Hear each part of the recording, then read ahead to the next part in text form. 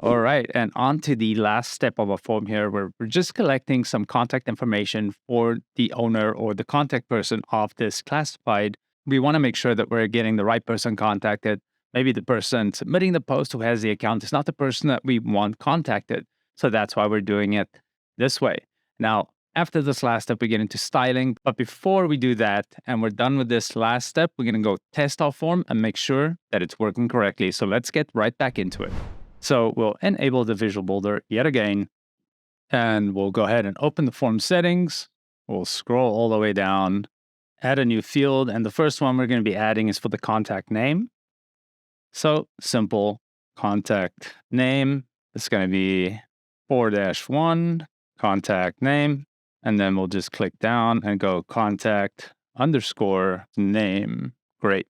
This is just going to be an input field, no Google funny business. We only want alphanumeric characters here. Or actually, I'm just going to leave that with everything in there because some people have hyphenated names or last names, so let's not get weird. I'm going to make this a required field, and then we'll just kind of scroll down here on layout options. We'll put placeholder text, and we'll say, who should people contact, right? And then type in a description, and we'll say, who is the contact person? And we can use our fun person icon again. There we go. We'll make that all blue. And we're not going to mess with the other settings. Now we just need to map that. So we'll just go select our ACF field option and then contact name. And we are golden. Right. Next field is going to be our contact phone number. So we'll go in and I will say contact. Oh, we don't need to put contact phone number because we already put contact person, but let's just put contact phone number in here. I'll copy that. Now we go 4-2 and then contact underscore phone, just something nice and descriptive. Now, this will also just be an input field. We'll limit the maximum length to be, 13 characters, just to have some sort of validation in there. And then we'll just say this for sure only can be numbers only, right? Yeah, and then maybe we'll say enter the phone number, example 111-222-333, whatever. And we'll put that as a required field, and that's looking good.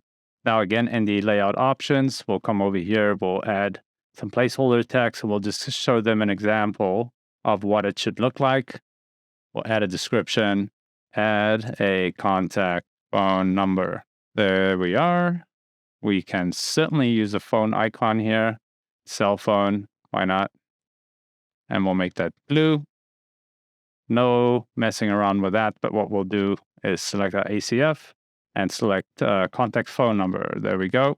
And bam, we got that one in and one left to go. Happiness.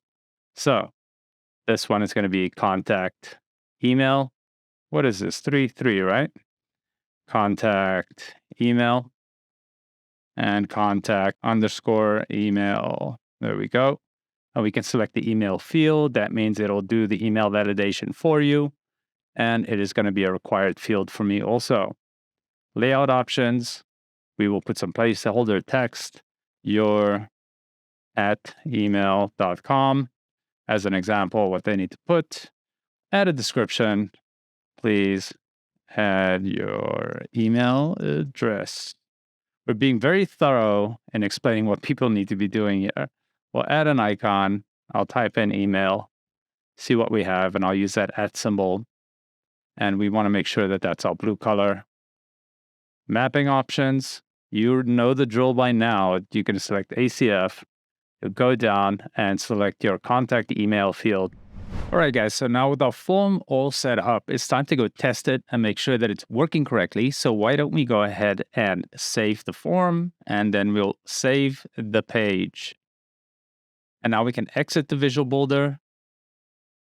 Now it's time to rock and roll and keep those fingers crossed. So we're going to go and select our for sale. We'll go next. We'll sell a house. We'll say This one's for sale. Next. We'll give it a title, and I'll just call this Roby test. We'll say this is a fancy test. I cannot spell today. My fingers are just all thumbs. Anyway, and then we'll just add some extra text just to be funny. Cool. Well, actually, no, we're not going to do that. We're going to do that. Cool. Select an image. I will select H1 for my main image, and then I'm going to add 2. I'll add another one, 3. We'll add another one, 4. Cool, that's working good. And then we'll just type in 900,000 for this house. And we will just put in Lincoln Park, Chicago. Fun place to live, let me tell you. We'll go on next, and then we'll say the person to contact is Roby. My phone number is going to be 111-222-3333. And we'll just type in test@test.com for my email. And let's submit that and see what happens. Okay, good so far. It's submitted successfully. We've got this message. And we're going to be replacing this message real soon here in this chapter. But why don't we go to my account and see whether our post is showing up. Boom, and there we have it. It works perfectly. I can add it to my favorites. I can go and look at the post, and everything is there. Lincoln Park, Chicago, and we've done it. Cool. So now with our working form, next up is to go and style this form so it looks fantastic. And then we're going to go ahead and create that custom form notice, and then we're all donesies. So I'm going to catch you guys in the next lesson real soon.